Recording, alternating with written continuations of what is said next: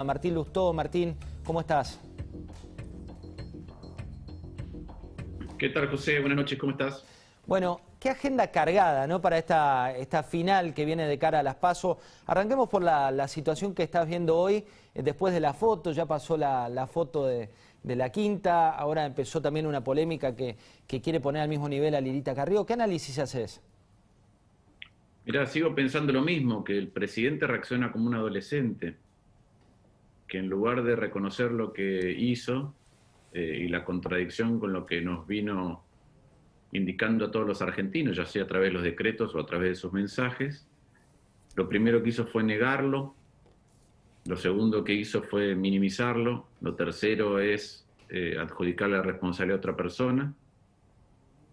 Lo cuarto ya fue enojarse otra vez. En el medio, una de las cosas que a mí me llamó mucho la atención fue que se solidarizó no con los docentes, los médicos, enfermeras, con los que están varados, con los que perdieron un ser querido y no pudieron despedirlo, con los que perdieron su empleo, con los que perdieron su empresa. Se solidarizó con los invitados de Olivos que no tenían el cuero tan curtido como en la clase política. Martín, también a partir de eso hubo declaraciones, mira, de Santiago Cafiero que quiero compartir contigo, del jefe de gabinete de ministros. Esto es lo que decía Cafiero al respecto y también lo que está hoy bajo tela de juicio, que es, ¿hubo o no delito? Fíjate lo que decía. El error y las disculpas es lo que el presidente ya hizo. Eso ya tiene un fiscal que lo está, qué sé yo, que lo está investigando, que estará viendo y que fijará las sanciones y a ver si son correspondientes o no. Pero para usted no fue un delito. ¿Cómo? ¿Para usted no fue un delito? No, eso no lo tengo que determinar yo. Para mí, yo creo que no. ¿Fue un delito? ¿Fue una cuestión moral? ¿Cómo lo ves, Martín? Mirá, primero va en contra de lo que el presidente decretó que era el comportamiento y tenía sanciones. Entonces, sanciones penales. Ahora, yo no soy abogado y la verdad que me parece poco importante a esta altura cuál es la calificación del delito. Me parece que Cafiero tampoco debería hacer eso, igual que tampoco deberían citar a Jauretche. Deberían pedir disculpas en serio. Disculpas en serio por haber creado otra vez un entorno o un ambiente en donde cada uno que se saltaba la regla era indicado como un potencial culpable de la enfermedad de otros. ¿Sí? Se dijo que los que querían clases presenciales eran asesinos, que la oposición era anticuarentena, que los runners esto, que los surfers lo otro, y el presidente estaba haciendo sin que se supiera y aprovechando sus privilegios una vida absolutamente normal. Martín, empezaste a caminar de nuevo la calle de cara a estas elecciones con algunos de tus precandidatos. ¿Cuál es la sensación que vivís en la calle? Digo, ¿qué tipo de situación estás viviendo hoy por hoy? Mira, yo veo lo siguiente, y no solamente en la ciudad de Buenos Aires o en la provincia, sino he recorrido Santa Fe, Córdoba, mañana viajo al sur. Veo una sociedad que está es entre escéptica y enojada, está frustrada, está, si querés, un poco impotente. Hay sectores que están enojados los unos con los otros, pero la sociedad en su totalidad la veo desilusionada. Y creo que estos comportamientos que se aprecian en la cabeza, es decir, en el jefe de Estado, provocan todavía mucho más estupor y mucho más enojo y desilusión. Ahora, yo te quiero decir cuál es mi sensación por debajo de eso. Yo creo que hay algo que está ocurriendo por debajo, que es que hay un aprendizaje interesante. Yo creo que el PRO está haciendo su propio aprendizaje, ¿sí? Y a partir de su propio aprendizaje, sus propios cambios a futuro, y el radicalismo también. Yo veo que hay un radicalismo, y por ende un Juntos por el Cambio, que tiene más vocación de gestión, que tiene otra actitud, y eso cambia la actitud de Juntos por el Cambio, le hace reflexionar sobre el pasado, pero también planta un futuro. Veo, el ejemplo más concreto, si quieren, es Facundo Manes en la provincia o Tetaz en la ciudad, lo que más conocemos en los medios nacionales. Ahora yo estoy apoyando a un candidato en Santa Fe que me parece un candidato de lujo, que es Maxi Puyaro, que fue el ministro de Seguridad de Lifshitz, que fue aquel que metió en la cárcel a los grupos narcos, que está amenazado y que tiene que declarar en el juicio. Estoy apoyando a Rodrigo de Loredo en Córdoba, que es un joven con experiencia de gestión, que fue el único que cuando salió el decreto del nepotismo dejó ARSAT, que estaba gestionando muy bien. Estoy apoyando a Pablo Servi en Neuquén, que es un empresario que la verdad que tiene para mí una proyección impresionante. A Fernando Carvajal en Formosa, que es aquel juez que dio lugar a los amparos de aquellos que no podían entrar a la provincia de Formosa. A Caro Piedrabuena, que es la secretaria de Hacienda de Santa Fe. Veo intendentes por todos lados, muy buenos intendentes. Entonces, yo lo que veo es que abajo de lo que hoy vemos visible, se está gestando algo muy interesante que tiene aprendizajes del pasado y tiene una perspectiva de gestión y otra vez una actitud a la hora de administrar el Estado distinta. Y eso a mí, no te voy a decir que me llena de entusiasmo porque es un lugar común, digamos, y no voy a ponerme en pesimista o optimista. Sí creo que abre una discusión de las posibilidades de Argentina. Se puede armar un ejercicio de posibilidades que tiene la Argentina muy interesante. Y eso sí creo que vale la pena trabajar, ¿no? Entonces veo, por un lado, una sociedad que, como ustedes comentaban, está enojada. Veremos cómo, yo soy muy respetuoso del voto, entonces no me quiero adelantar a nada, veremos cómo la sociedad canaliza su estado de ánimo actual, pero por debajo veo algo que está surgiendo que me parece muy interesante a futuro. Y quiero recordar, sobre todo porque ustedes recién mencionaban con Luis esta duda de cuánta gente va a votar, que las elecciones no son un partido de fútbol, no es que con el resultado terminó el partido. Con las elecciones, una vez que está el resultado, empieza el partido, porque la gente lo que hace es asignar roles, fortalecer unos y a otros menos, permitir que surja gente nueva, permitir que haya un trabajo colectivo distinto. Entonces, frente a la apatía a la hora de votar, puede haber un enojo hoy, pero recordemos que lo que hace la ciudadanía, lo que hacemos nosotros cuando votamos, es distribuir las cartas de lo que vamos a ver en los próximos 2 años. Y yo creo que el trabajo empieza al día siguiente y eso es muy importante. Mira, ahí hay una cuestión que se mezcla hoy. Ezequiel Burgo en Clarín y también Silvia Stang en La Nación tiraban un título que tiene que ver con la sensación o con la realidad económica con la cual se va a ir a votar, que es este salario en dólares más bajo en 15 años, ponía Burgo, y también Silvia Stang hacía su paralelo con la realidad económica de quien va a votar hoy por hoy. ¿Cómo va a pegar esto en la elección? ¿Esa apatía y una situación económica que tal vez está en un momento crítico? No, yo creo que hay apatía y hay angustia por el presente y hay angustia por el futuro. Y yo creo que tanto lo del presidente como la situación económica van a tener un impacto. Ahora vuelvo a lo siguiente, que es cómo uno hace un ejercicio de las posibilidades que se le abren a Argentina para adelante. ¿Por qué digo esto? Porque mientras vemos que los países que son capaces de vacunar con las 2 dosis a escala masiva empiezan a retomar una senda de normalidad o relativa normalidad, en la Argentina la normalidad, es decir, el estadio previo a la crisis, es muy malo. Entonces lo que hay que pensar es cómo se construye otro futuro. Vos pensás, José, que si sacás la crisis y el impacto de la crisis, la caída de 10 puntos del PBI, desde el año 2006, 2007 hasta el 2019 la Argentina estuvo estancada en el ingreso por habitante. Son 12 años. Entonces, 12 años de estancamiento del ingreso por habitante, más los que te perdiste del 74 al 90, que son 16, son 28 años en 44, 45. Entonces, Argentina es un país que está trabado. Está trabado desde el punto de vista moral porque perdió la brújula, está trabado porque económica y socialmente no avanza, entonces tenés 10 veces más pobreza que hace 50 años. Está trabado desde el punto de vista internacional, no sabe hacia dónde camina. Somos como un país que se ha transformado en una gran isla, que no sabe lo que pasa en el resto del mundo, no sabe cómo lo va a afectar, no sabe cómo es el futuro, no sabe plantarse frente a eso. Y ese es el entorno o el estado de ánimo en el que votamos. No queremos volver al pasado mediocre, queremos transformarlo. Y ahí insisto que hay algunas cosas que están pasando por debajo, sobre todo debajo del radar de los medios nacionales, que me parece que abre posibilidades muy interesantes hacia lo que viene.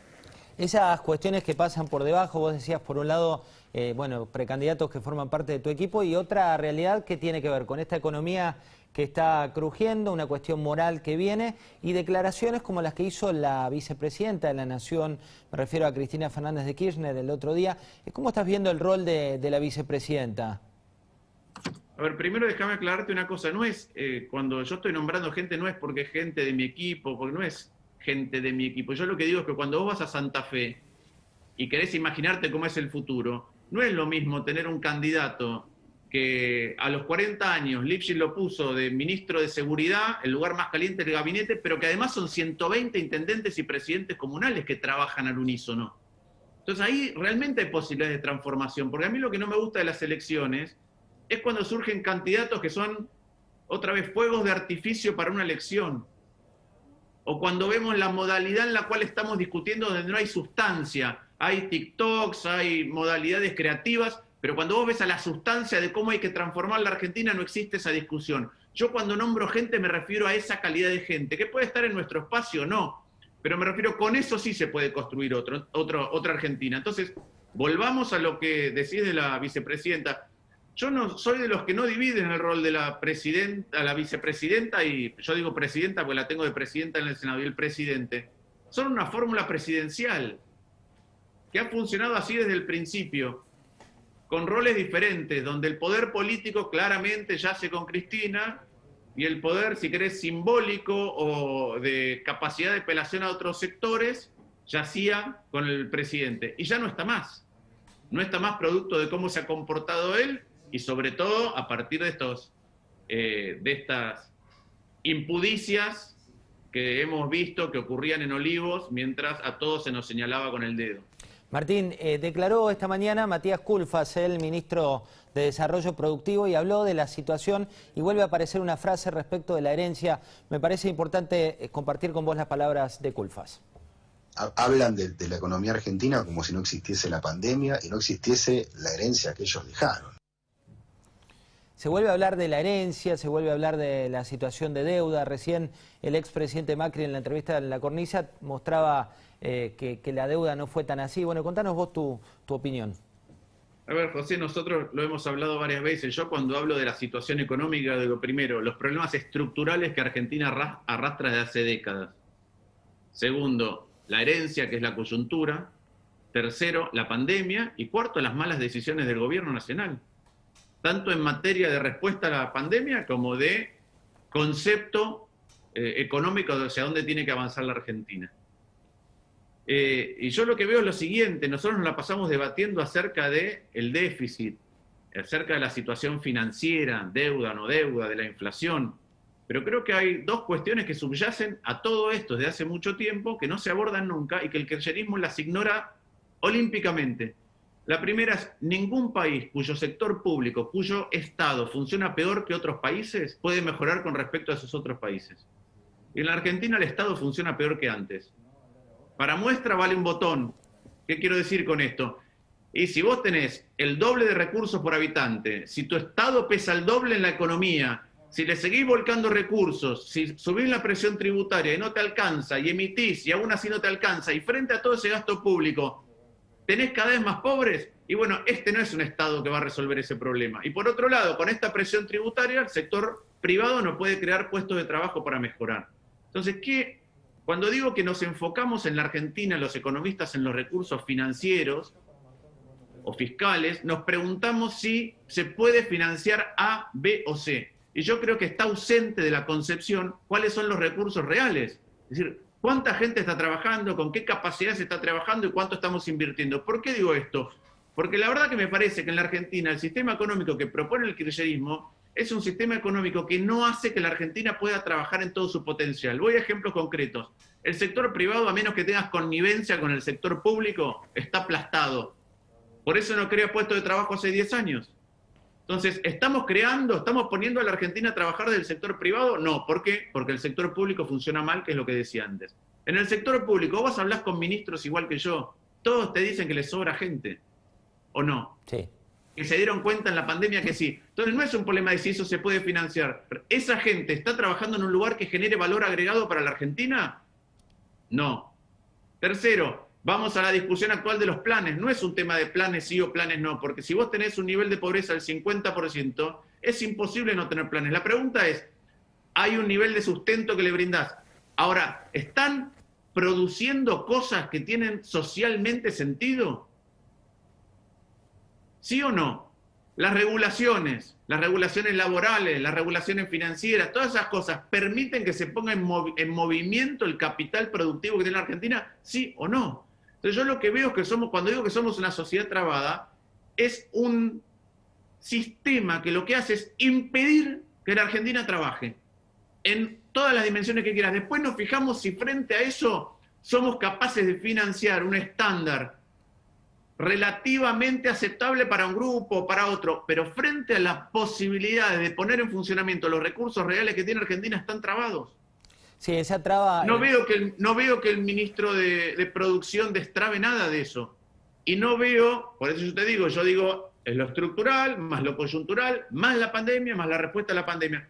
No veo que la discusión política pueda poner a la Argentina a trabajar si lo único que hacen es, bueno, nosotros somos malos, pero ustedes son peores. Nosotros hicimos esto, pero ustedes hicieron esto. El presidente hizo una barbaridad en Olivos, pero Lilita tal cosa. ¿Cuál es? No entiendo cómo estamos discutiendo para adelante, sinceramente. Martín, la voy a sumar a Paz Rodríguez Niel con una pregunta. Hablabas de la situación política. Paz, te sumo. Buenas noches. Buenas noches. Mauricio Macri se sumó a la campaña de Juntos por el Cambio, siendo que es el blanco favorito hoy del kirchnerismo. Desde la estrategia, ¿les suma a ustedes tener a Mauricio Macri haciendo campaña? Mirá, en primer lugar, yo no estoy sentado en la estrategia de la campaña, Paz. Yo estoy recorriendo los distintos lugares donde hay candidatos que quiero apoyar porque me parece que tienen esto que mencionaba antes. Ahora, el expresidente es una voz importante en la Argentina, es una voz importante para ciertos sectores y para cierto sector de Juntos por el Cambio. Y me parece bien que si él tiene ganas de salir, salga. Después, obviamente, como ustedes ven, por lo que yo estoy diciendo, y lo he manifestado antes y lo voy a seguir manifestando, yo en algunas cuestiones pienso distinto que el expresidente, y sobre todo cuando pensamos cómo se debe construir la Argentina, ¿sí? Porque creo que es importante entender que hay algunas cosas de las que ocurrieron en 2015-2019 que no funcionaron bien. Y no es que no funcionaron bien solamente por el otro, no funcionaron bien porque, en mi opinión, parten de un diagnóstico que es parcial de aquellas cosas que le ocurren a la Argentina.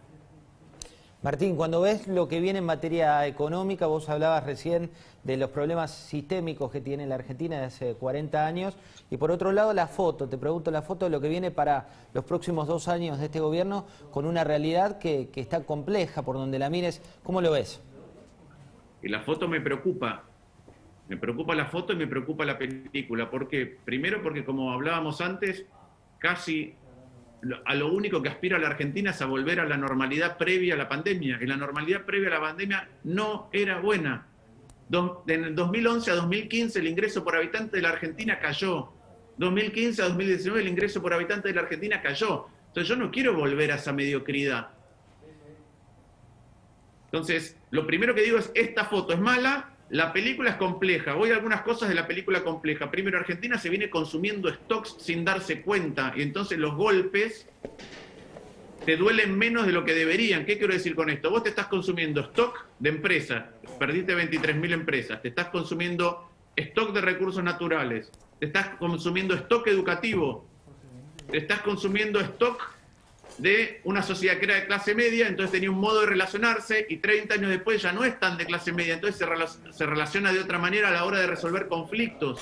Entonces estas cosas son preocupantes, de la misma manera que pienso que hay, frente a todo lo que sufrió la clase media durante un montón de tiempo, y particularmente las empresas pequeñas y medianas, sigo creyendo que en materia económica hay un montón de sectores que todavía son asintomáticos, a los cuales la pandemia estuvo contenida en su impacto económico en algunas cuestiones, pero a medida que normalices esas cuestiones, van a seguir sintiéndose golpes. Entonces eso a mí me preocupa. Ahora, ¿cómo hay que pensarlo? Creo que hay que pensarlo administrando un sector público distinto mañana. Y entonces por eso digo, debajo de esto, que es preocupante, me parece que asoma un abordaje del sector público mucho más basado en ejemplaridad ética, mucho más basado en capacidad y vocación de gestión, que es salir de la comodidad, porque gestionar es difícil, y en coraje. Y creo que eso no se ve tan públicamente hoy, pero está surgiendo en un montón de lados, y creo que eso hace un mejor Juntos por el Cambio, y creo que un mejor Juntos por el Cambio es capaz de transformar cómo funciona el sistema político en la Argentina. Que si le gana en varios lados y recurrentemente al kirchnerismo, el kirchnerismo o el peronismo también va a tener que mutar en otra cosa. Clarísimo, Martín, un placer haberte tenido. Muchas gracias por esta conversación. Un gusto, José, un saludo para todos. Era Martín Lustó, y ahora nos vamos a meter en otro momento con Beto Brandoni. ¿Cómo estás, Beto?